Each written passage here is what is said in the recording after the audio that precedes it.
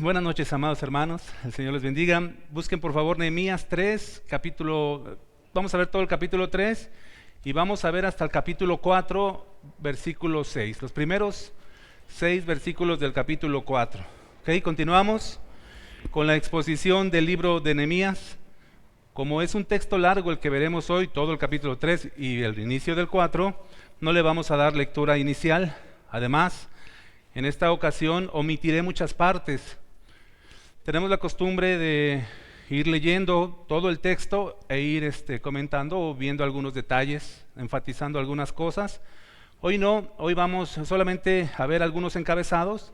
Comentaré con relación a lo que vamos leyendo, de acuerdo a las investigaciones que hice de este texto, porque es un tanto repetitivo.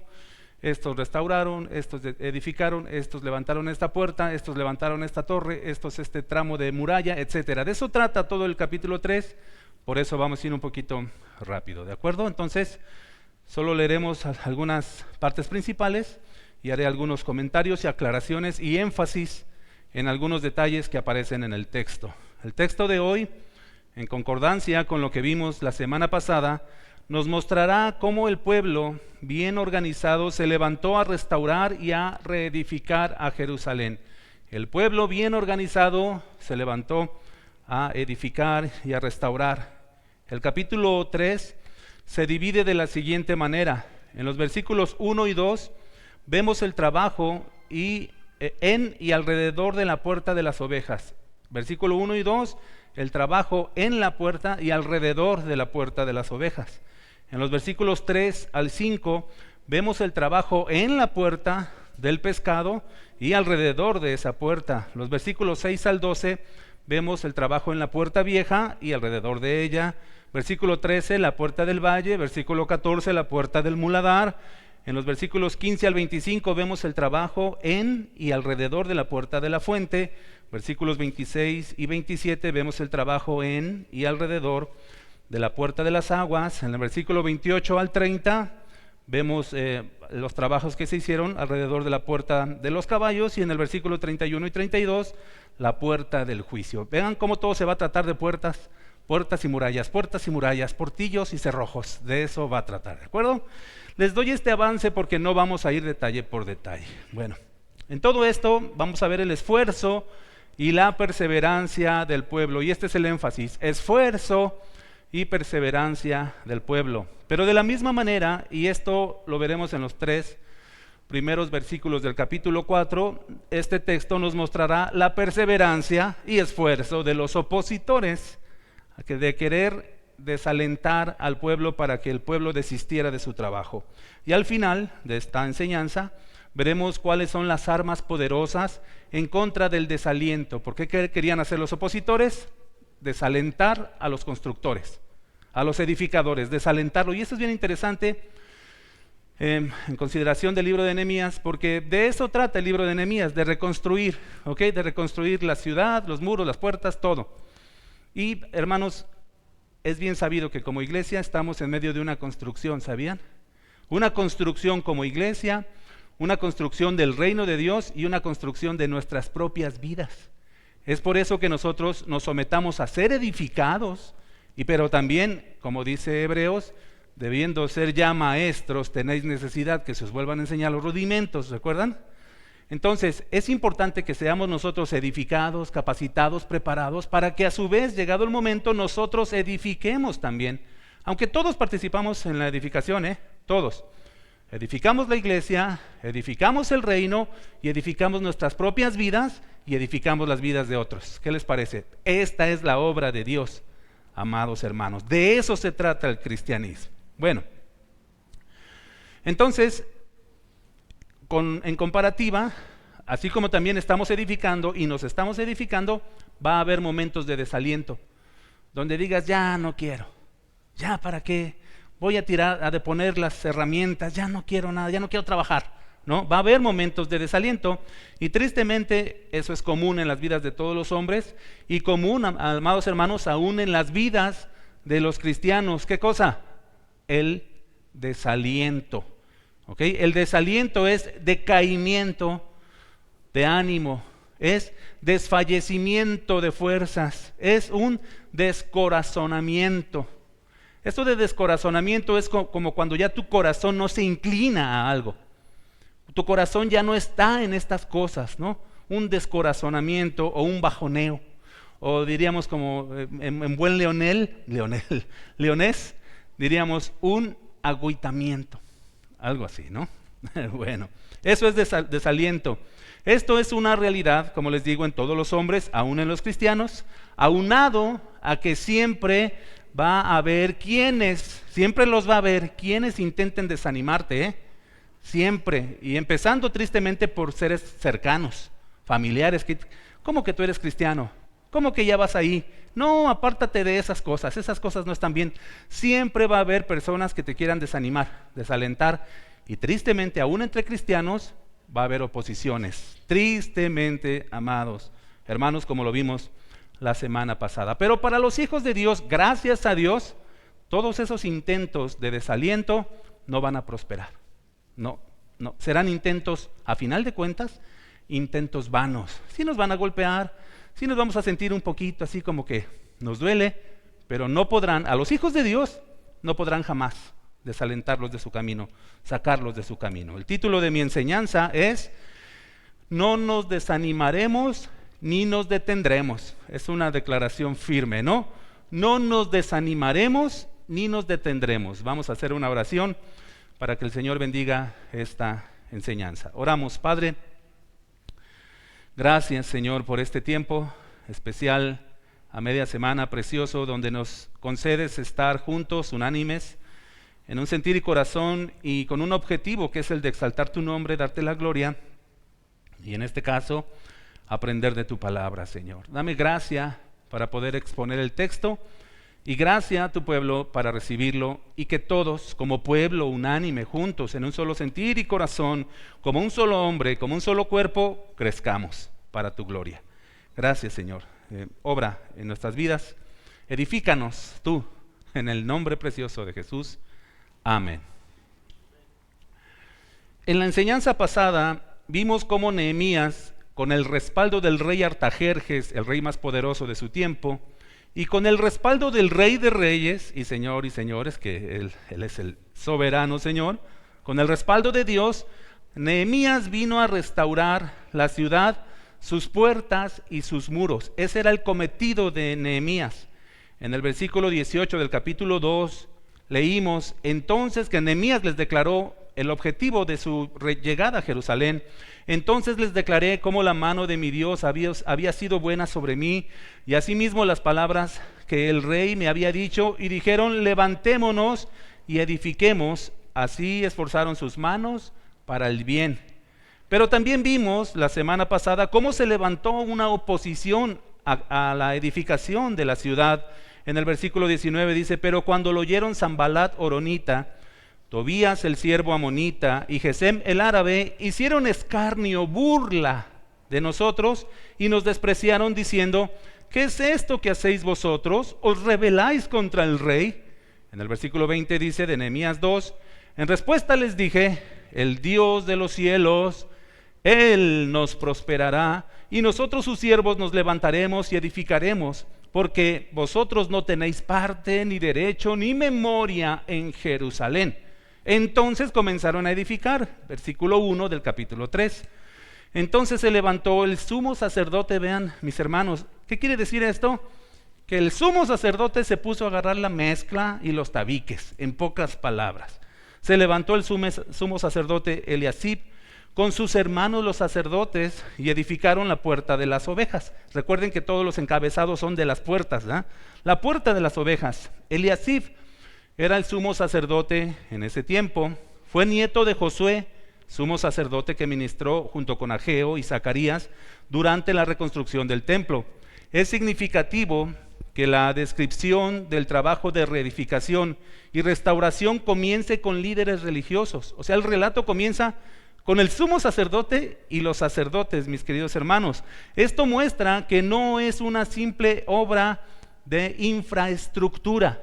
No se trata solamente de construir algo, una ciudad, como hacer un puente aquí.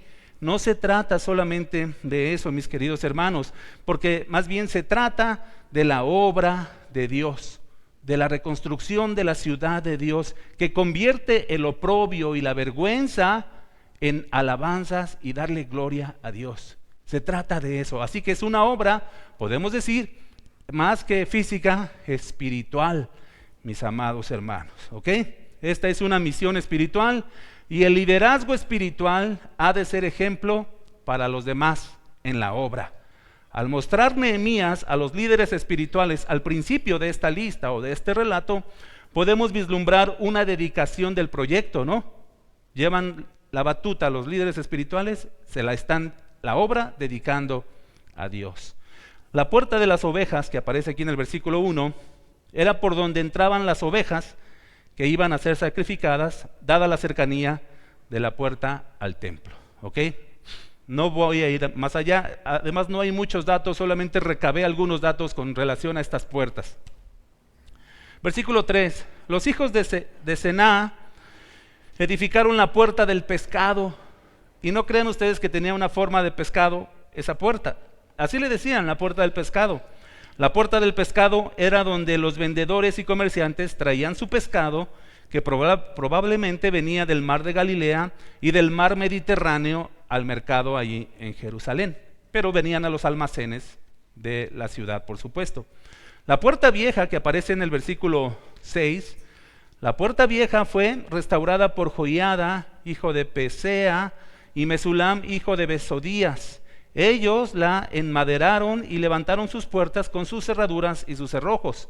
Se desconoce, no hay datos, no hay mucha información de esto, el uso y la ubicación exacta de esta puerta, la puerta vieja. Versículo 13, la puerta del valle la restauró Hanún o Anún con los moradores de Zanoa. La puerta del valle daba al valle de Tiropeón, de ahí su nombre. Está ubicada centralmente en el muro occidental de la ciudad y por lo tanto era la puerta más importante de ese muro, del muro occidental. Versículo 14, reedificó la puerta del muladar Malquías, hijo de Recab, gobernador de la provincia de Bet-Hakerem o Jaquerem. Él la reedificó y levantó sus puertas, sus cerraduras y sus cerrojos. La puerta del muladar, ¿por qué creen que se llama puerta del muladar? Por la basura. Estaba ubicada en el extremo sur de la ciudad suroeste, donde se une el valle de Tiropeón y el valle de Hinón. Esta puerta daba directamente al basurero y era una de las orillas más, donde había menos población, estaba más solo, por decirlo así. Era el tiradero, mis queridos hermanos, de la basura, de lo que no servía. Es probablemente el lugar donde los sacerdotes colocaban las partes de los animales que eran inaceptables en los sacrificios, de modo que se quemaran entonces ahí, en el tiradero, fuera del campamento, fuera de la ciudad. 15. Salum, hijo de Colhose, gobernador de la región de Mizpa, restauró la puerta de la fuente, ahí está otra puerta. Él la reedificó, la enmaderó, y levantó sus puertas, sus cerraduras y sus cerrojos, y el muro del estanque de Siloé hacia el huerto del rey, y el muro del estanque del Siloé hacia el huerto del rey y hasta las gradas que descienden de la ciudad de David. La puerta de la fuente daba al este y estaba ubicada en la parte sureste de la muralla de la ciudad. Su nombre probablemente proviene de su asociación con el estanque de Siloé o con la fuente de Gijón que lo alimenta. Versículo 26. Vamos rápido, ¿verdad? Déjenme tomar agüita. Ustedes pueden leer todo lo demás en sus casas, Léanlo de hecho para que se den cuenta, pero simplemente habla de que, y entonces apoyaron en la obra estos, y entonces también los otros apoyaron. Habla de esas cosas. Bueno. La puerta de la fuente entonces es con relación al estanque de Siloé o con la fuente de Gijón que lo alimenta. Versículo 26, y los sirvientes del templo que habitaron en Ofel restauraron hasta enfrente de la puerta de las aguas, ahí está otra puerta, al oriente, y la torre que sobresalía. Después de ello restauraron los tecoitas, otro tramo, enfrente de la gran torre que sobresale hasta el muro de Ofel. La puerta de las aguas daba hacia el este y estaba asociada con el complejo del palacio templo y el acceso a la fuente de Gijón. Si ustedes recuerdan, ya lo mostramos en alguna ocasión por acá, ¿no? En la zona donde estaba el templo edificado, cuando lo edificó Salomón, había otro sector donde estaba el palacio del rey, muy pegadito al templo, muy pegadito, amados hermanos, y era una cosa impresionante todo ese complejo, el templo y luego la zona del palacio del rey. Ok, bueno, pues entonces repito, la puerta de las aguas daba hacia el este y estaba asociada con el complejo del palacio templo y el acceso a la fuente de Gijón. El muro de Ofel se refiere a una colina al sur del templo. Será cerca de la puerta de las aguas, donde Esdras, lo veremos más adelante, dará su sermón y donde leerá la ley al pueblo, cerca de la puerta de las aguas. 28. Desde la puerta de los caballos restauraron los sacerdotes, cada uno enfrente de su casa. La puerta de los caballos parece haber sido la puerta que usaban para que los caballos entraran a la ciudad mientras se dirigían a los terrenos del palacio. ¿Okay? Los caballos iban allá, hacia el palacio. Esta puerta estaba cerca de los hogares de los sacerdotes y por consiguiente cerca del templo. 31 y 32, y ahí cierra nuestro capítulo.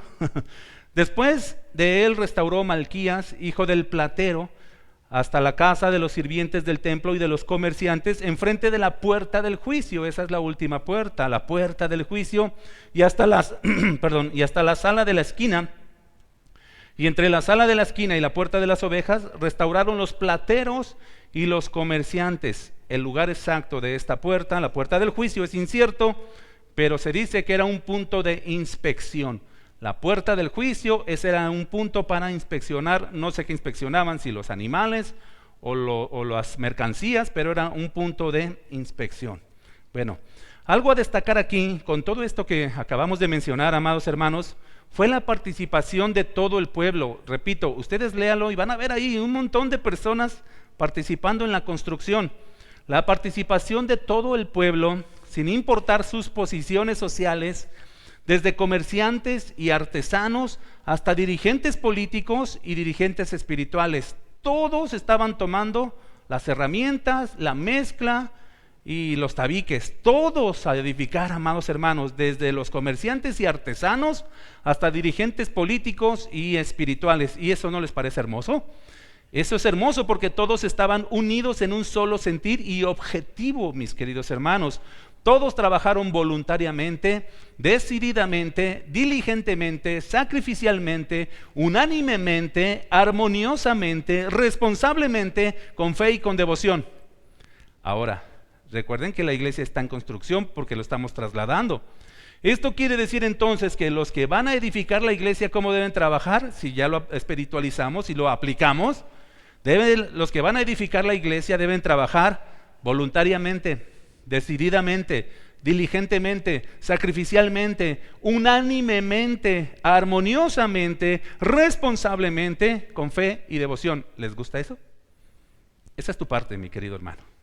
Esa es tu parte, esa es tu parte y tu actitud en la edificación de la ciudad. ¿Ok? Y conscientes de que lo que hacían no era por ellos ni para ellos. Esto es clave. Todo el pueblo estaban conscientes de que lo que hacían no era ni por ellos ni para ellos, era por Dios y era para Dios. Así trabajaron, amados hermanos. Y todo en armonía.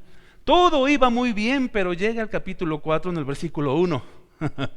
Pero cuando oyó Sanballat que nosotros edificábamos el muro, se enojó y se enfureció. ¿Cómo? O sea, bien enojado, amados hermanos, andaba que echaba chispas, como decimos acá en México, e hizo escarnio de los judíos. Esto de escarnio es que se burlaron, agresivamente y vulgarmente, y le podemos acomodar más adjetivos, ¿no? Hizo escarnio de los judíos y habló delante de sus hermanos, Sanballat, y del ejército de Samaria. Y esto es un indicativo que ya andaba queriendo ponerse agresivo, y lo vamos a ver la siguiente semana, como si intentaron agredir de manera física ya, porque ahorita lo que hacen es simplemente tratar de desalentarlos. Acuérdense el punto, no nos desalentaremos ni nos detendremos. No nos desalentaremos ni nos detendremos. Esta es la enseñanza de hoy. ¿Qué quería hacer Sanballat? desanimarlos. Ustedes no la hacen, no la hacen ustedes. ¿Para qué edifican? ¿Verdad? Eso es lo que, y hacían burla de ellos, pobrecitos, ¿no? Bueno. Y habló y les digo, y ya estaba delante del ejército y del pueblo de Samaria, porque era el gobernador de ahí, o sea, se estaba alistando para venir de manera agresiva contra los judíos. Y habló delante de sus hermanos y del ejército de Samaria y dijo: ¿qué hacen estos débiles judíos? ¿Se les permitirá volver a ofrecer sus sacrificios? Vean, acabarán en un día, resucitarán de los montones del polvo las piedras que fueron quemadas. ¿Harán todas estas cosas? Obviamente para él la respuesta es no, no lo van a hacer, ¿no? Y estaba junto a él, versículo 3, Tobías amonita, el cual dijo: lo que ellos edifican del muro de piedra, si subiere una zorra, lo derribará. Más o menos así, ¿no? O sea, eran burlescos, eran groseros, se burlaban con alarde, en pocas palabras. Soberbios, mis queridos hermanos, y por supuesto deseándoles el mal, aunque en el fondo estaban llenos de celos, envidia y temor, porque sabían que si los judíos reedificaban su ciudad se volverían fuertes, como en un tiempo lo fueron, y eso les restaba a los samaritanos importancia y poder en la región. Este fue un intento vano de derribar la moral de los que estaban edificando, intento vano, de hecho, porque ahorita lo vamos a ver, de derribar la moral de los edificadores diciendo que eran débiles, torpes e incapaces. Ustedes son tontos, ustedes no pueden, ustedes, si se sube una zorra ahí les derriba ahí lo que están construyendo, ¿no? Lo están haciendo con lodito, casi, ¿no? Esta es de hecho, amados hermanos, la misma técnica que usa Satanás para desanimar a sus edificadores, entiéndase los de ahora. Esta es la misma técnica que usa Satanás para desanimar a los hijos de Dios. Pero algo que estaban ignorando Sanbalat y Tobías amonita es que Judá estaba respaldada por el rey persa, por Artajerjes. O sea, la comisión de levantar las murallas y las puertas había sido dada, y aparte de la venia le traían un ejército o parte del ejército persa que había cuidado a Nehemías, y además tenía todo el respaldo y todos los materiales y todo. O sea que los judíos no estaban haciendo las cosas solos, estaban respaldados por el rey Artajerjes, y era algo que no estaban considerando o no se habían dado cuenta, o lo estaban ignorando, no lo sé, pero andaban muy bravucones, y donde se pusieran más altaneros, ustedes saben lo que iba a suceder, ¿no? Y en todo caso, su escarnio y su oposición no solo estaba dirigido hacia los judíos, sino también en contra del rey Artajerjes, pero sobre todo en contra de ¿quién? En contra de Dios, que a final de cuentas Él es el que había realmente dispuesto el levantamiento de la ciudad, ¿no? Entonces, quien se mete con el pueblo de Dios, y aquí esto es una aplicación, una realidad, quien se mete con el pueblo de Dios, se mete con Dios, amados hermanos. Quien se mete con el pueblo de Dios en la actualidad, ¿quién es el pueblo de Dios en la actualidad? ¿Fuerte? Iglesia. Quien se mete con la iglesia, ¿contra quién se mete? Contra Cristo, amados hermanos. Es por eso que Saulo, antes de ser Pablo, Saulo perseguía a la iglesia y luego dice que respiraba amenazas. O sea, así que lo mismo que Sanbalat, no dice que se enojó grandemente, así andaba Pablo en contra de los cristianos en su momento, y era muy agresivo, los sacaba, los arrastraba, los metía en la cárcel, y incluso yo creo que llegaron a matar a algunos cristianos, ¿no? Amados hermanos, así que esta oposición fue también en su momento, pero cuando se le apareció Cristo a Saulo, ¿qué le dijo? Saulo, Saulo, ¿por qué me persigues? Vean cómo Jesús no está diciendo, ¿por qué persigues a mis discípulos? No, me estás persiguiendo a mí, o sea, te estás metiendo conmigo, Saulo, y te voy a poner parejo. Y se lo puso parejo, ¿ah? Gracias a Dios. Y después Saulo fue uno de los mayores y mejores edificadores de la iglesia, gloria a Dios por eso. Pero esto es una realidad, quien se mete con el pueblo de Dios, se mete con Dios, amados hermanos, se mete con el rey. ¿Okay? Sanbalat y Tobías ignoraban las palabras del profeta Zacarías, que dijo en Zacarías 14, 9, 10 y 11, se los leo. Sanballat y Tobías ignoraban esto. Vean lo que había dicho Zacarías. Y Jehová será rey sobre toda la tierra en el día que Jehová será uno y uno su nombre. Jerusalén será enaltecida y habitada en su lugar desde la puerta de Benjamín hasta el lugar de la puerta primera, hasta la puerta del ángulo y desde la torre de Hananeel hasta los lagares del rey. Y morarán en ella y no habrá más nunca maldición, sino que Jerusalén será habitada confiadamente. Esto había profetizado Zacarías y profetizó por palabra de ¿quién? Dios mismo está diciendo que Jerusalén sería restaurada y habitada y su gloria sería en medio de la ciudad y ahí habitarían los habitantes confiadamente, amados hermanos. Ahora, por supuesto que esto no está hablando de cosas físicas, sino de espirituales, porque sabemos que Jerusalén no está muy tranquila en estas actualidades. La política en esos lugares pues más bien es algo complicado, ¿no? Y difícil. No habitan confiadamente. De hecho tienen un domo, ¿no? Que los protege y están en guerras constantes. ¿Por qué? Porque este texto no está hablando de la Jerusalén actual. Porque este texto está hablando de la Jerusalén celestial. Nuevamente, la iglesia de Dios. De hecho, la Jerusalén actual, esa no es la ciudad de Dios. El pueblo judío actual no es el pueblo de Dios. El pueblo de Dios es la iglesia. Y Zacarías aquí está apuntando a la Jerusalén, la iglesia, donde sus moradores habitan confiadamente. Amén. Contra los intentos de desmoralizar al pueblo, desanimar al pueblo, Nehemías, ¿saben qué hizo? Oró. ¿Qué vimos en la primera enseñanza? Nehemías, un campeón en la oración, amados hermanos. Y vuelve a orar, ya lo vimos la semana pasada, cómo oró también, y vuelve a orar, versículo 4 y 5. Esta es la tercera oración que hace. Oye, porque se enteró que Sanballat ya se estaban poniendo bravos, y el otro, oye Dios nuestro, que somos objeto de su menosprecio, y vuelve el baldón de ellos sobre su cabeza, o sea, lo que nos quieren hacer a nosotros, regrésaselos a ellos, ¿no? Y entrégalos por despojo en la tierra de su cautiverio. O sea, esa tierra donde estaban los samaritanos había sido ya poseída por los, ¿quiénes eran los? Asirios, por los asirios, amados. O sea, estaban básicamente en cautiverio, en pocas palabras. Y entrégalos por despojo en la tierra de su cautiverio, ¿no? O sea, déjalos ahí. Y luego dice 5, no cubras su iniquidad, ni su pecado sea borrado de delante de ti, no los perdones, porque se airaron contra los que edificaban. Esta, mis queridos hermanos, es una oración imprecatoria. ¿Saben lo que es una oración imprecatoria?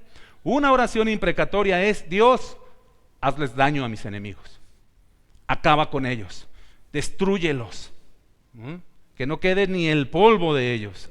Eso es una oración imprecatoria. Y han surgido algunos debates en la actualidad, porque algunos cristianos llegan a decir que si nosotros podemos, que nosotros podemos orar de manera imprecatoria. Y hermanos, yo no estoy tan convencido de eso, porque el Señor constantemente nos enseñó a estar en paz con aún con los que nos hacen mal, ¿no?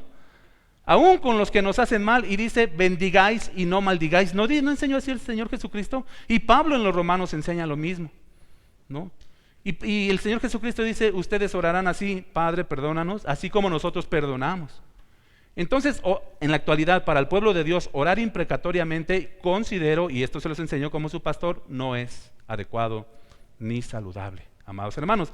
También no vamos a orar, Padre, bendice a mis enemigos y así, cosas así, porque sabemos que no, ¿verdad? ¿Qué diremos entonces? Señor, tuya es la venganza, tú sabes. A mí guárdame, simplemente, ¿verdad? Pero nuestro Señor Jesucristo dijo algo bien hermoso en la cruz. ¿Se acuerdan qué dijo?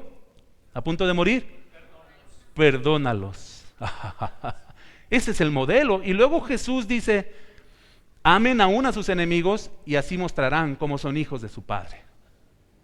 Entonces no hay forma de que los cristianos abracemos esto, mis queridos hermanos, de hacer oraciones imprecatorias pidiendo el daño y la destrucción de nuestros enemigos. No hay forma de hacer eso bajo la doctrina cristiana y apostólica. No, mejor digamos, Señor, guárdame del mal como nos enseñó a orar. ¿Ok? Además, de Él es la venganza y Él va a dar el pago. Nosotros no, mis queridos hermanos. Ok.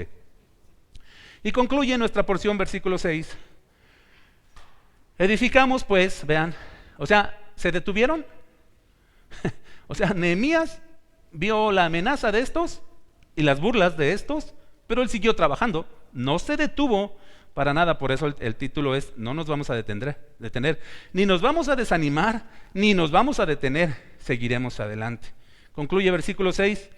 Edificamos pues el muro, y toda la muralla fue terminada hasta la mitad de su altura, porque el pueblo tuvo ánimo para trabajar. Y la mitad de su altura era mucho trabajo, mis queridos hermanos, porque eran murallas altas, no crean que eran barditas como las que ahora usamos nosotros, y eran murallas gruesas, de metros de ancho y altas. Bueno, no investigué la medida de las murallas, pero ustedes se imaginarán algo muy grande.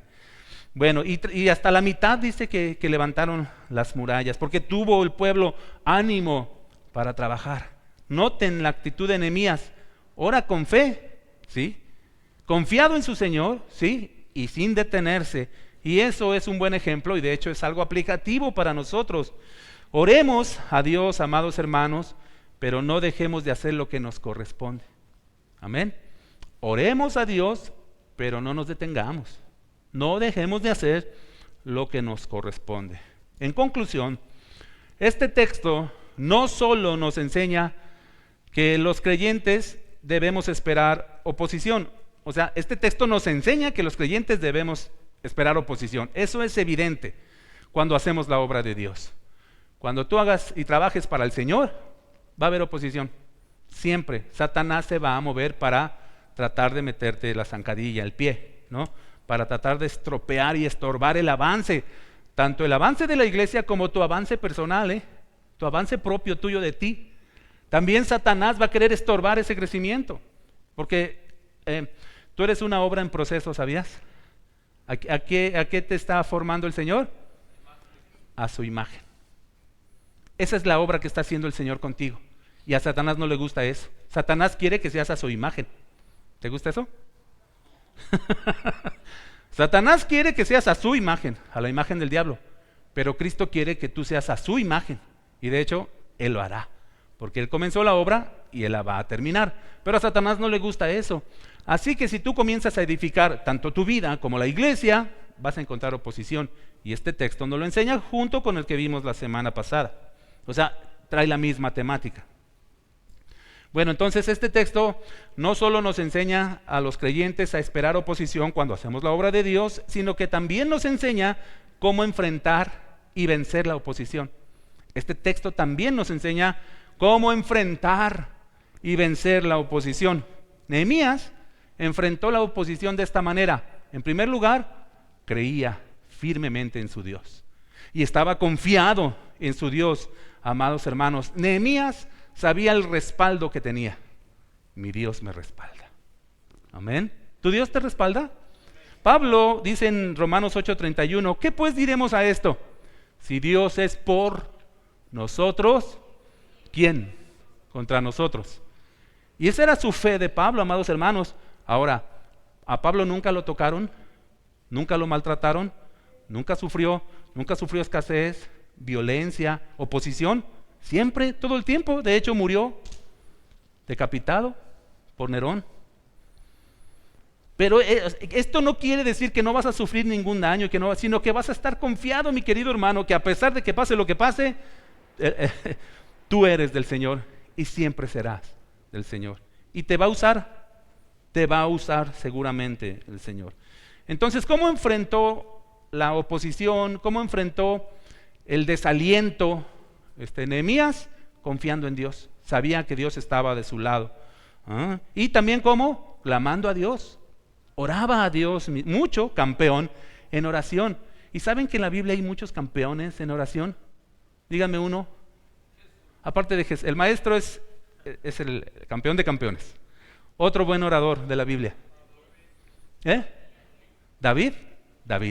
Busquen Salmo 27 de David.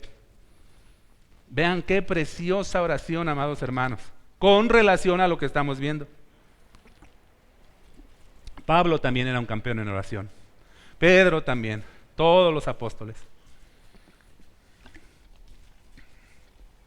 ¿Y tú cómo andas? ¿Eh?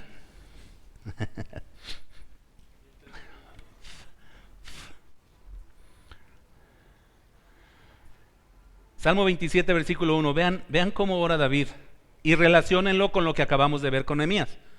Jehová es mi luz y mi salvación. ¿De quién temeré? Jehová es la fortaleza de mi vida. ¿De quién he de atemorizarme? Cuando se juntaron contra mí los malignos, mis angustiadores y mis enemigos, para comer mis carnes, ellos tropezaron y cayeron. Aunque un ejército acampe contra mí, no temerá mi corazón. Aunque contra mí se levante guerra, yo estaré confiado. Versículo 12 de ese mismo Salmo 27. No me entregues a la voluntad de mis enemigos, dice David, porque se han levantado contra mí testigos falsos y los que respiran crueldad. ¿No estaba así Sanballat contra Nehemías y todos ellos? Sí, y los que respiran crueldad. Y vean esto es una joya, amados hermanos. A mí me conmueve, me emociona y digo, este texto yo voy a mandar a hacer un cuadro de este texto. Hubiera yo desmayado si no creyese que veré la bondad de Jehová en la tierra de los vivientes. ¿Qué fue lo que animó a David y lo que hizo estar confiado a David y seguir adelante a David? Y lo mismo que Nehemías. ¿Qué fue, mis queridos hermanos? Que se sabían que eran de Dios. ¿Saben qué fue? La salvación. Su salvación los hizo estar confiados, mis queridos hermanos. Hubiera yo desmayado si no supiese que soy salvo. Que veré a mi Dios, la bondad de mi Dios en la tierra de los vivientes, en la gloria. Si no fuera por eso hubiera desmayado. Pero ¿sabes por qué no desmayo? Porque soy un hijo de Dios, salvo, y lo veré. Por eso no desmayo, mis queridos hermanos. De hecho, una de las protecciones en contra del diablo y del desánimo es el yelmo. ¿Sabían ustedes? ¿Qué es el yelmo? Casco. ¿Y qué representa, según Pablo? La salvación. El yelmo de la salvación. ¿Dónde va el yelmo? Va en la cabeza. ¿Qué representa? Que te va a proteger tus pensamientos y tu mente. ¿Dónde penetra el desánimo primeramente? En la mente. Cúbrete con la salvación y los desánimos no van a entrar, pero cúbrete bien. Y a lo mejor penetre por ahí una flechita. Puede ser. Pero con todo, mi querido hermano, vas a superar eso. Lo vas a superar. ¿Por qué? Por la salvación. Mira, Satanás siempre te va a decir, por medio de alguien, un mensajero, el que sea, eres débil, eres torpe, eres incapaz, no vales nada, a nadie le importa, eres un perdedor. Eso es lo que vas a estar escuchando. ¿Ok? Pero antes, en todas estas cosas, dice Pablo y dice el Señor, somos más que vencedores por medio de aquel que nos amó. ¿Por qué? Porque tienes bien puesto el casco, el yelmo de la salvación. Estás protegido, mi querido hermano. Pero si te olvidas de que verás a tu Dios en la tierra de los vivientes, si te olvidas de estas cosas y las desatiendes, si no estás constantemente meditando en esto, cuando vengan los ataques satánicos y los dardos de fuego, te van a tumbar o te van a hacer pasar un mal momento. ¿Ok? Pero no fue así con Nehemías, porque él estaba seguro en quien había creído. Y David, que estaba seguro que vería la bondad de Dios en la tierra de los vivientes. Ok, entonces, esto no será así con los creyentes. No nos desanimaremos, ni nos detendremos, ¿verdad? Porque en todas estas cosas somos más que vencedores por medio de aquel que nos amó. Por lo cual estoy seguro, Romanos 8:38, que ni la muerte, ni la vida, ni las oposiciones, ni los principados, ni lo profundo, ni los desánimos, ni ninguna otra cosa creada nos podrá separar del amor de Dios que es en Cristo Jesús, Señor nuestro. Nada, mi querido hermano, nada. Aunque te quiten la vida, escucha eso, aunque te maten, decía Job, ¿no? Aunque él me matare, en él esperaré. Porque nadie puede ser muerto si Dios no lo permite, sabían, ¿verdad? Aunque nada sucede sin Dios. Aunque te quiten la vida, el Señor te ha garantizado por su obra en la cruz estar eternamente con Él. eternamente con Él. Verás, hermano, la bondad de Dios en la tierra de los vivientes. Ahí la verás. Gloria al Señor por eso. Así que el remedio, protección o estrategia en contra del desánimo, mis queridos hermanos, es, uno, saber que Dios te respalda. ¿Dios te respalda? ¿Por qué dices que Dios te respalda? ¿Nomás porque se te ocurre o porque tienes una verdadera y genuina relación con Dios? ¿Cómo saber si tienes una genuina y verdadera relación con Dios?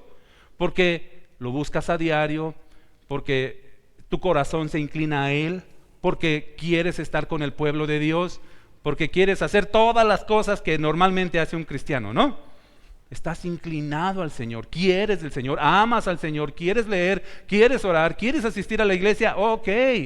Entonces podemos ver que verdaderamente tu vida espiritual es real.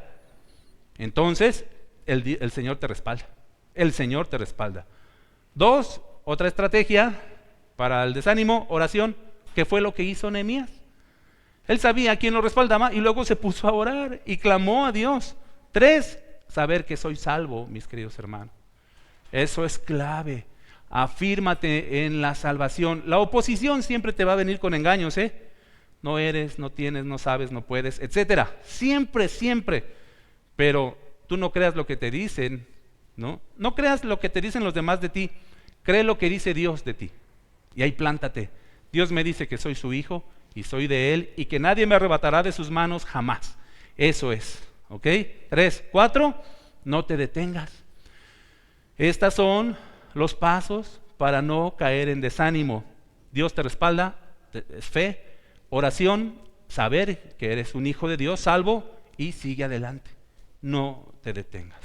Por último, y totalmente aplicativo también, este texto nos muestra de lo que son capaces los creyentes cuando trabajan juntos y en armonía. Eso me gustó mucho. Este texto nos muestra, todo el capítulo 3, de lo que son capaces. Levantaron los muros hasta la mitad y creo que concluyeron los muros en 52 días, ¿no? Lo veremos más adelante. Eso es impresionante, mis queridos hermanos, porque Dios estaba con ellos, la mano del Señor estaba con ellos, pero ellos trabajaron juntos y en armonía. Y este texto nos lo muestra y cuando el pueblo está unido y en armonía, hace cosas hermosas, productivas y para la gloria del Señor. Cada uno en la parte que le corresponde, pero todos por la misma causa, todos por la causa de Dios. Y en nuestro caso por la causa de Cristo, juntos en armonía, todos apuntando a una meta, mis queridos hermanos, ¿o no? Amén. ¿Sí desde la cruz? Todos apuntando a una misma meta. Nadie tenía pensamientos diferentes, ¿sabes? Nadie pensaba diferente, todos estaban unánimes. Y todos tenían esto de unánimes, el mismo ánimo, y todos trabajaban, y todos le metían la mano, y todos la mezcla, y más mezcla, mi querido sumo sacerdote, ahí te va más mezcla, ¿no? Más mezcla, mi gobernante, sí, más mezcla, plateros, y todos ellos, sí, todos se pusieron a trabajar, amados hermanos, cada uno en la parte que le corresponde, pero todos con un solo objetivo, la gloria de Dios. Es por esto que Pablo dice con relación a la unidad y a la armonía, 1 Corintios 1:10, os ruego pues, hermanos, por el nombre de nuestro Señor Jesucristo, que habléis todos una misma cosa, que no haya entre vosotros divisiones, sino que estéis, vean esto, estéis perfectamente, eso de perfectamente es perfectamente, que estéis perfectamente unidos en una misma mente, o sea, no piensen de diferente manera y un mismo parecer, un mismo acuerdo, un mismo ánimo. Estamos de acuerdo, esto está bien, estoy unánime con mi pueblo. Hermanos, solamente así se edifica, ¿saben? Solo así se edifica. Repito, os ruego por el nombre del Señor Jesucristo, que habléis todos una misma cosa, que no haya entre vosotros divisiones, sino que estéis perfectamente unidos en una misma mente y en un mismo parecer. Y así se edifica el reino de Dios. La unidad es esencial para el crecimiento y desarrollo de la obra de Dios. Esencial. El Señor Jesucristo dijo, donde hay división, ese reino no puede permanecer. Dijo, ¿no? Cuando lo acusaban de que Él venía por parte de Belcebú. Si un reino está dividido, tal reino no puede permanecer. Si una iglesia está dividida, ¿ustedes creen que van a permanecer? Ay, hermanos, son de las cosas más tristes que puede haber. Iglesias divididas. Eso es una tragedia, una tragedia.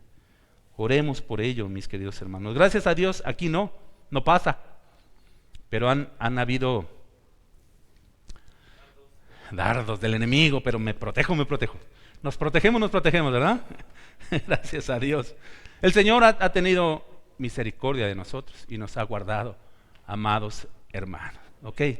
De hecho, mis hermanos, la unidad y la armonía son tan poderosas que también nos ayudan a vencer el desánimo que quieren causarnos los opositores. La unidad y la armonía. O sea que podemos añadirle a saber que Dios nos respalda, la oración, saber que somos salvos y no detenernos, podemos añadirle la unidad y la armonía.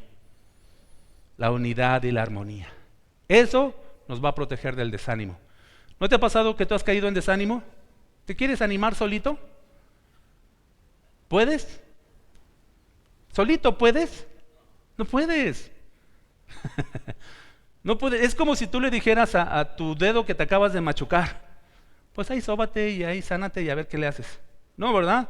Acude la manita, los otros dedos, hasta la boca. Salió muy fuerte ese beso. Es que es un beso de amor, ósculo santo. Y ahí vas, ¿sí o no?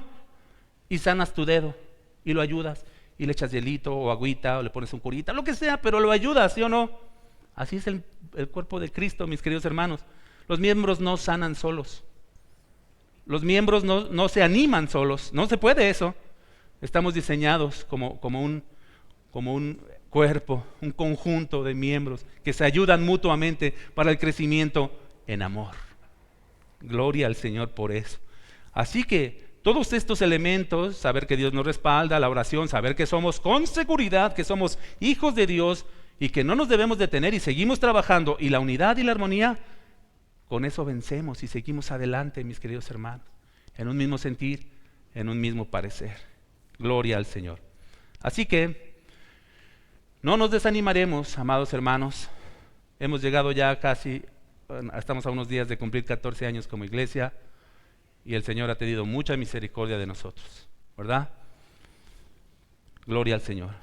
No nos desanimaremos y no nos detendremos. No nos detendremos. El Señor nos ayude. Y no lo haremos, esto es importante, y no lo haremos porque, o sea, no haremos que, no nos desanimaremos y no nos detendremos. ¿Por qué? Porque esto no se trata de nosotros.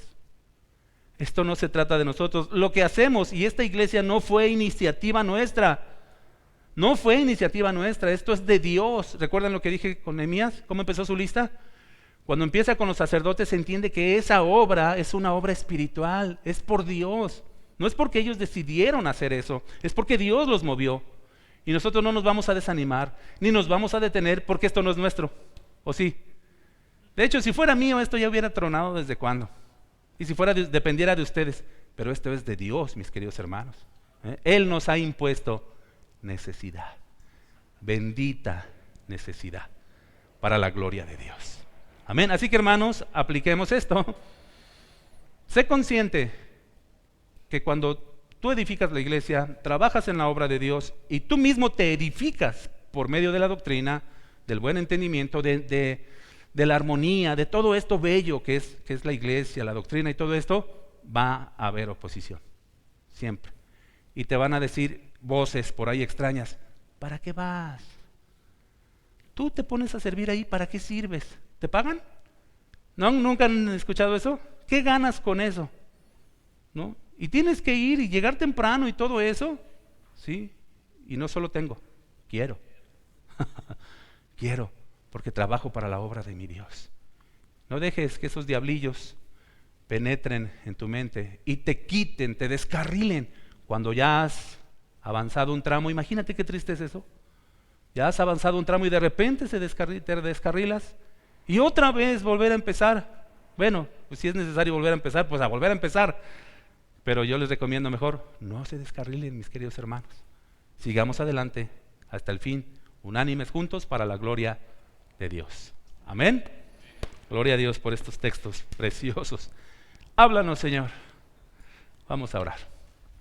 Padre, gracias.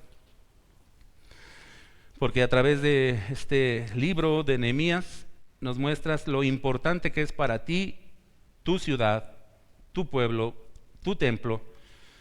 Y entendemos, Señor, doctrinalmente que esa ciudad, ese pueblo y ese templo es tu iglesia. Señor, y nosotros somos obreros de tu iglesia.